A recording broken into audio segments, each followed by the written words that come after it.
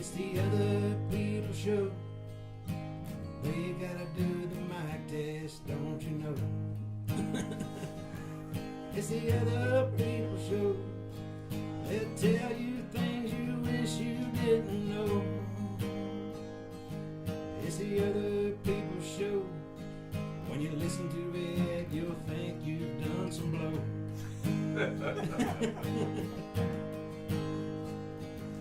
It's the other people show.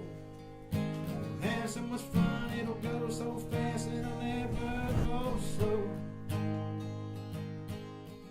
But it's just me and whoever. Like, I have a really good rapport with my my color people, and we're just sitting around chatting about the game. Right. And it all comes. And every single student that comes through, and they're like, "Oh, I want to be a broadcaster. I want to do broadcasting." I was like, "Dude, get a radio show," because when you have no video to work off of, you have to learn how to do this. Right. Like, you got to learn how to keep a show going. And that's something too that I feel like it has been so, even teaching. When I teach, sometimes I have no clue what I'm talking. But I've learned how to just keep riffing until I get myself through it, and then just keep on rolling, and have confidence to act like I know what I'm doing. Yeah, right. You know, and if my boss is watching, I definitely know what I'm talking about in the classroom and on my broadcast. He's the Jake. Yeah, I'm the Jake. But it really is. It's all about confidence. And the radio shows where it all started. All those shows we did at WEBR, I mean, that just built my... What's really cool, and I'm really close to the shows because I've listened to them more than probably anyone else, is that you can listen to the early shows, go through and then listen to, like, when... You know, this is a different incarnation of the show, but when you go and listen to the Midnight Mutant shows, you can see the progression and how things got better. Like, you can easily tell, wow, the show is tighter, the topics flow better, the chemistry is there. And I always thought, and this was before, Jeremiah became involved, but I always thought that yourself, me, and Talitha, and if we had Vogue, would have been the perfect show. Because Talitha wasn't. She'd never done radio before, and she stepped in and did a pretty decent job. Yeah. And she wasn't always up for doing what we wanted to do.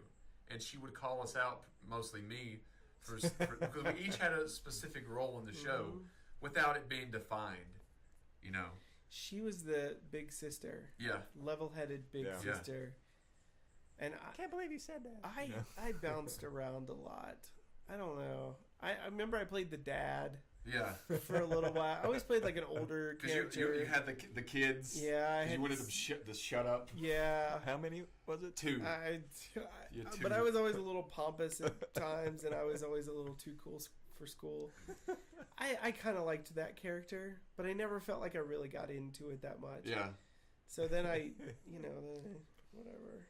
Well, see, it's weird because this is. There's a lot of shit. Like, I think as I've gotten older, and probably you all as well, you kind of transition into something that you might not try to transition into. It's just kind of a gradual evolve into something. Because beforehand, a lot of the times, I would say, and I still do on occasion, but shocking things. And it really depends on the guest now of who's in here. And like when we have Sarah in here sometimes, she'll talk about some kind of dramatic, usually it's the show when she's here, focuses on some kind of dramatic thing that's going on in her life. And Jeremiah and I, we pretty much just throw one-liners in the complete show. Whereas we have discussions about different kind of things. When we have a musical show, I tell a lot of stories. When we have a musical guest, we'll try to get into that, and then we, like we did. And then with Amos and like we'll have some Mad Libs, of some tongue twisters, some odd questions, different things like that. The tongue twisters were interesting. Yeah. Ooh. So we, you want to try those out? Yeah. These are ones we did last time, but you can try them out. I mean, here's the sheet of those. It was interesting. Because the one, come on, man, take off your headset. There's one on there that has potential for lots of very bad words. Aaron, Jessica. Oh Lord. Okay. So yeah, the one of them was more I difficult don't than know the if I rest. can do that last one. I feel like I'm gonna say a lot of bad things Yeah. on that. That last one's from one. a Steve Martin movie called The Jerk. Oh, very the last one. jerk! We did a game night the other day, and there was a 1-year-old that was just running around, and he was holding a spoon, and I was like, all I need is the spoon, just the spoon, and this pacifier. That's all I need is the spoon and the pacifier. Somebody's like, and this ottoman. I need this ottoman. You know, I've never seen that movie from beginning to end, but I've Really? seen like every minute of it. It's a man. good movie. Have you ever seen Tootsie? Yes. Have you seen Tootsie? It's been so long Yes. ago. Oh, we watched that again It's such for the first time And in I a do need to long see it time. again. Yeah. So good. it's a great movie. Bill Murray in that is like so good too. He's just very like flat and sarcastic. Every line of Bill Murray's is improv. Is it really? Yes. Oh my gosh. Every line. Dustin Hoffman is so good in there. Bill Murray's so good. Drop Dead Gorgeous. You ever seen Drop Dead No. Gorgeous? Have you seen it? Does it have the It's a Denise Richards? yes. Denise Richards, Kirsten Dunst, Allison Janney's in it. Thomas Lennon plays a voice, but he never. It was weird that you mentioned that. Kirstie Alley. Sometimes I'll look up like underappreciated movies of said year. That was in the year 1999, maybe or 2000, Probably somewhere around there. and that was in there. It's a Minnesota, like a small Minnesota beauty contest, but it's a dark comedy. Okay, so Yeah, it's somebody gets murdered. They do. I'm telling you, I've- it's a dark comedy. It's really like you shouldn't laugh, but you do. I mean, it's just a dark comedy. Right. But I would suggest I have the DVD of it. I should have brought. I'll try to remember one of these days to bring it or whatever. But it's a really, really, really good movie. It's like a mockumentary style, Right. and it's Because it chronicles about the beauty pageant. Doesn't yeah, It? all the way from like that little hometown to how far she can. So it'd be like make it. Best of Show, where they make fun Mhm. of the dog show kind of a A thing. lot like Best of Show, Okay. which is funny because it's one of the few mockumentaries you see that's not like a Christopher Guest movie. Yeah, Right. like a Spinal It's- Tap. You know. Yeah, it's a little, it's different, but it's good. But Tootsie is Tootsie is so great. Tootsie. My mom doesn't like it because it depresses her because of the old man. Oh. She just feels so bad for the old man Yeah. because he gets like screwed over. But it was so. I love that movie. It's a really great. I mean, everything about it's great. Dorothy Hamill. Yeah, I finally watched Life Stinks, which was the only Mel Brooks film I had still not seen. Life Stinks. Yeah. Yeah. Have you ever seen that? My Mel Brooks is not real good. I've seen. Oh. All right, so You've seen Blazing Saddles. Blazing Saddles. Spaceballs. Nope. Oh. Really? Yeah, How haven't have you seen not seen Spaceballs? That one's Spaceballs? funny. Robin Hood Men in Tights. Yeah. Is that Spaceballs Mel is one of the Brooks? best Yeah. ones. Yeah. I know. Dracula Dead and Loving It. Nope. Young Frankenstein. Yes. I've never seen Young Frankenstein. Oh, that What? one's. Never seen that one. I tell you what, I'll watch Spaceballs if you watch Okay. Young Frankenstein. Yeah, you guys have to. Because Young watch it. Frankenstein's the only Mel Brooks I haven't seen. Frankenstein. It's on Netflix right now. Okay. Is Doctor Strangelove? Is that No, Mel Brooks? that's Kubrick. I think. Oh, yeah. but isn't he in it? I'm not sure. That I do not. No, know. it's who's the guy? Slim Pickens. Slim Pickens in it, but then there's another guy who plays I've not seen Doctor Strangelove. Doctor Strangelove. Oh, man. With the glasses, right? Yeah. Yeah, I haven't seen. That one is. I didn't know how to take that movie. Oh, jeez. I didn't understand it. I watched it in a class, and I couldn't figure out how to take it. It was good, but I just couldn't. Yeah. George C. Scott Okay. is in that movie. He's from Oh. Wise. Wise, yeah. He plays a general, but he plays a he's definitely not Patton. Right. He's like a really goofy Patton. It's really He'd be the guy that'd be like, "Why don't we just have a war and see who all shows up?" exactly. That kind of thing.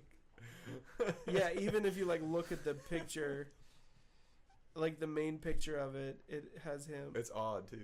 The poster for it, but his other movies, it's like Delirious. Peter Sellers. Okay. That's who I was thinking of, not Mel Brooks. Yeah, he plays the Pink Panther, the original Pink Panther. History of the World. Man, I know. I'm bad. Now I do want to watch this new the James Franco movie, The Disaster Artist. Oh man. Now, have you ever seen this movie, Jake, called The Room?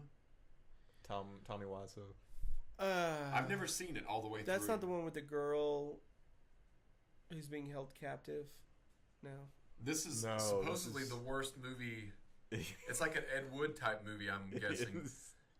But James Franco has made a movie based upon the book written about this movie, The Room. It's like a cult following. How they made it. Oh. They used to show it in DC at I can't recall the theater right off.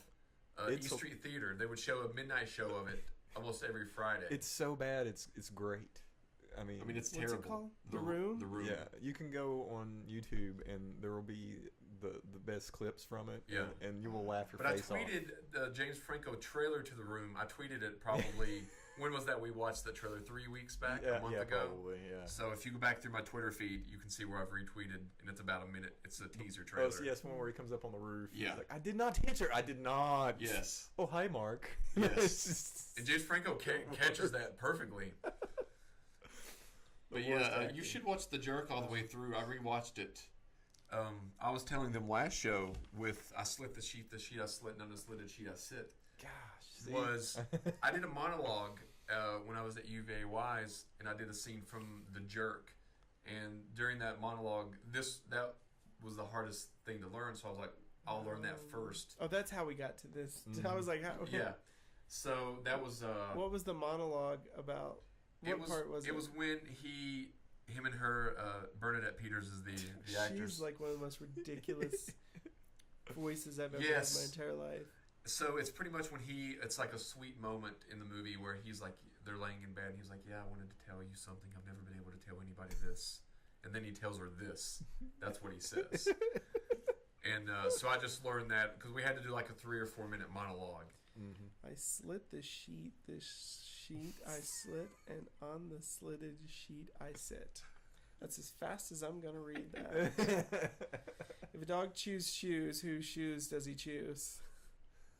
See, I just go really slow. I've got a date at 7:45. I'll see you at the gate, so don't be late. Oh, I could do that one. Yeah. Yeah, that was I got a